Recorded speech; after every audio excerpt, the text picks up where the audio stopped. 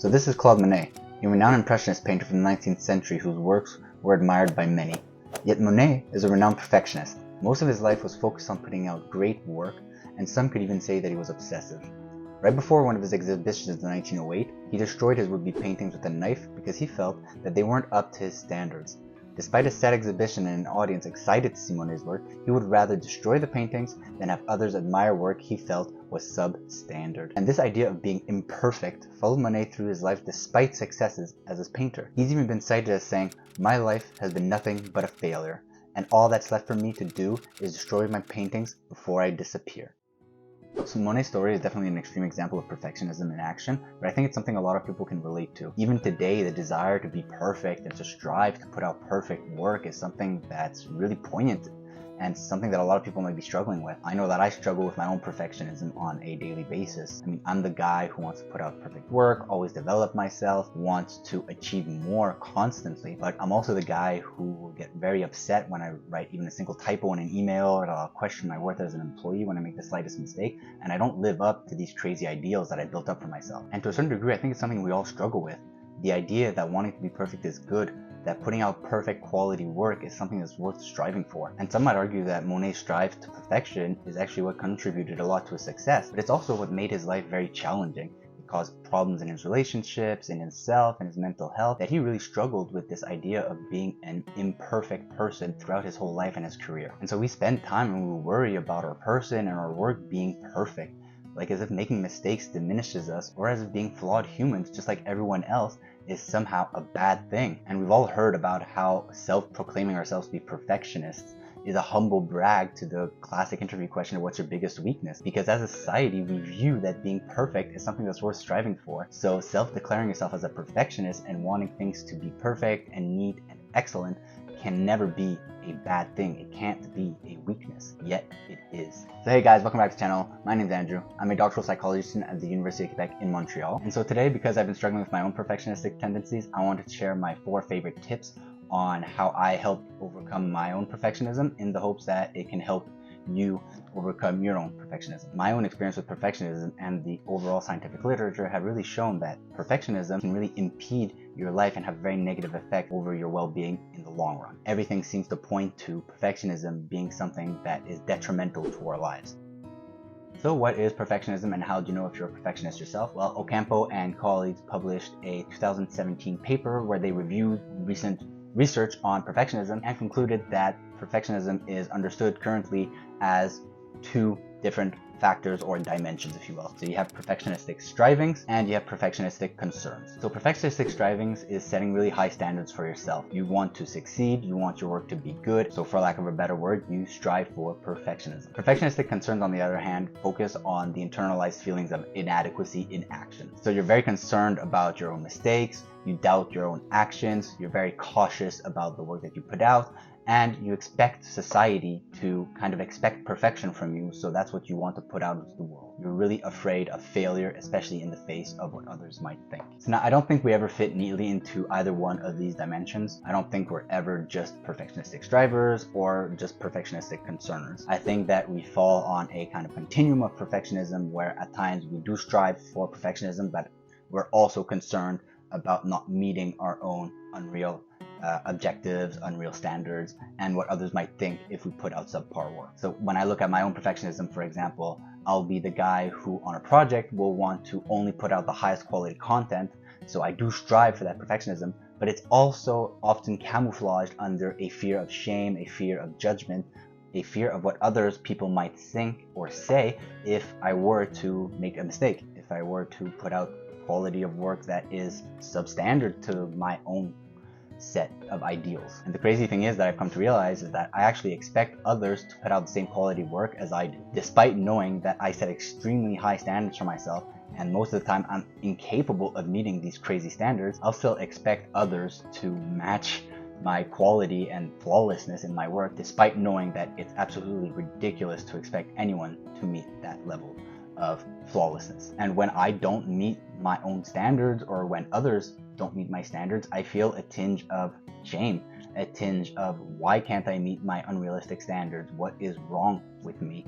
is there something that makes me unworthy of the position that I'm in? And I end up feeling a very big sense of imposter syndrome because I'm not perfect, because I've made a mistake. So yeah, perfectionism for me, definitely hard, not something easy to manage. And what's more is that being a perfectionist can actually make it more difficult for you to succeed and be a fully functioning person. Although there are studies that have shown that perfectionism is related to job performance, on the task performance, motivation, and that kind of thing, others argue that being a perfectionist is too difficult to maintain over time and can lead to actually lower performance. Perfectionists can often forget that 80% of the results often comes from 20% of the efforts. And so we spend time playing with minor parts of projects, tweaking fonts, tweaking colors, fixing compositions, making sure that our copy is exactly the way we want it, all in the attempt to make projects perfect and meet our insanely high standards. Yet we're never capable of meeting these insanely high standards and putting out the perfect, flawless work that we wish we could. And over time, this compromises our physical health and our mental health as well, because we'll be so obsessed with putting out quality and perfect work that we won't necessarily realize or recognize when we need rest, when we need to take a time off, and when it's okay to stop. And what's worked for me to help overcome my perfectionist tendencies is really to first start by recognizing that I had a problem. So to overcome our own perfectionism, we first need to recognize that we are perfectionists and that it is a problem. Perfectionism can often disguise itself as a virtue and something that's worth striving for, but it can very quickly spiral into a roadblock that will limit your life, limit your success, and negatively impact your physical, mental, and emotional well-being. So I really encourage you to take a moment to reflect on your thoughts, reflect on the behavioral patterns, reflect on how it is that you work throughout your life and on a daily basis. Do you set very high standards for yourself? And are you very self-critical whenever you make even small mistakes? If you answered yes to some or any of these questions, then you might be a perfectionist, because these are the telltale signs of perfectionism. And you really need to think about how your perfectionism is actually affecting your life. Have you felt more stressed recently? Have you been falling sick more frequently? Are you pushing back projects that you really wish you could put out, but you fear what others might think because you haven't gotten it to this perfect ideal that you've wrapped up in your head for so long? And consider whether or not these are things that you wanted to work on for yourself and for your well-being. Self-awareness is really the key to being able to work on your perfectionism and develop habits and techniques that will help you overcome your tendencies. So once you're aware of your perfectionism and you want to work on changing your tendencies, your behavioral and thought patterns, you can start challenging the negative self-talk and the fear of shame that generally fuels perfectionism. As perfectionists, we often have very harsh inner self-critics that really fuel our desire to be and appear flawless to the world that surrounds us. But instead of listening to that really harsh critic, try talking to yourself and responding to your own thought patterns as if you were responding to a friend. Instead of berating yourself for your own shortcomings, for your own imperfections, practice self-compassion. Be compassionate towards your flaws, just as you would be if a friend came to you with a flaw or a problem and you were trying to coach them through the process. If a friend told you that they were struggling in their lives, you likely wouldn't berate them or make them feel even worse. You would treat them with kindness, compassion, and open-heartedness, with vulnerability. Treat yourself the exact same way and respond to your negative thought patterns with that same level of compassion. And while you're doing that, you can also work on reframing your thoughts. Instead of thinking in black and white, I must be perfect, I must achieve perfection, I need to succeed to have worth, reframe your thoughts and think that, well, it's okay to fail sometimes, it's okay to be imperfect, and it's okay to be a work in progress. Replace your idealized and unrealistic expectations for yourself with more realistic self-talk. Tell yourself that you're doing your best, you're getting better a little bit every day, and that for now is enough.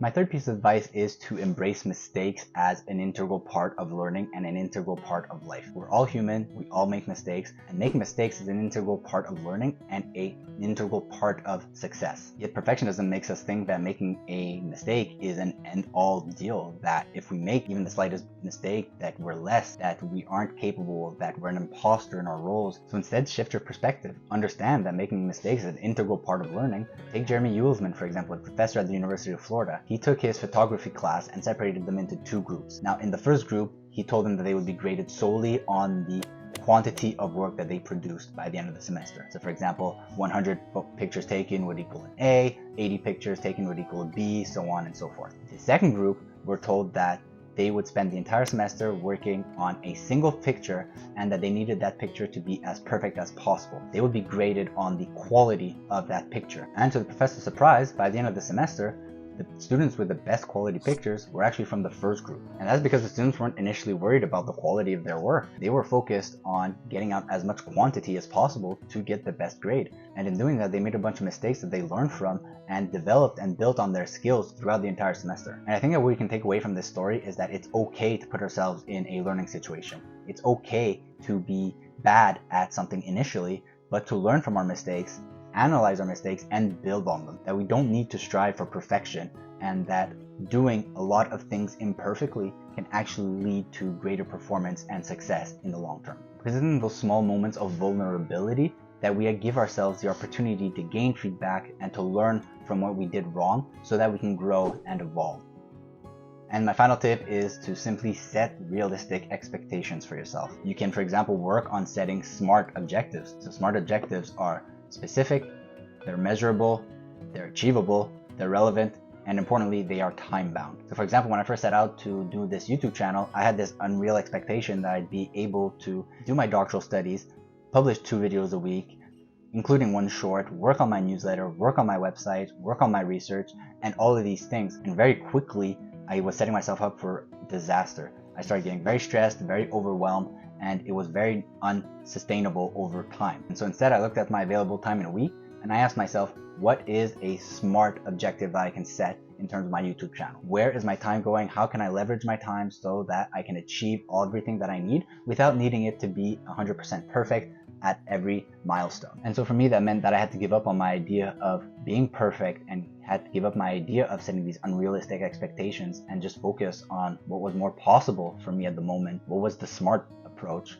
What was I capable of doing without burning out and knowing that it was enough? And so I've come to realize that I need to give up on my idealized version of who I am and what I'm capable of doing and just celebrate my progress, celebrate the small wins that I'm capable of doing, accept that I'm human, I'm going to make mistakes, and that I might not achieve everything that I need to achieve, but that it's entirely okay so long as I'm making progress. So there you have it. Those are the 4 tips that help me overcome my perfectionism. And despite the fact that I still struggle on a daily basis, I try to remember to just take it 1 day at a time. Remember to first recognize your perfectionistic tendencies, try challenging those negative self-thoughts, those negative internalized feelings you might have, embrace the chance to make errors and put yourself in situations where you might experience vulnerability, and finally, work on setting more realistic and SMART objectives for yourself.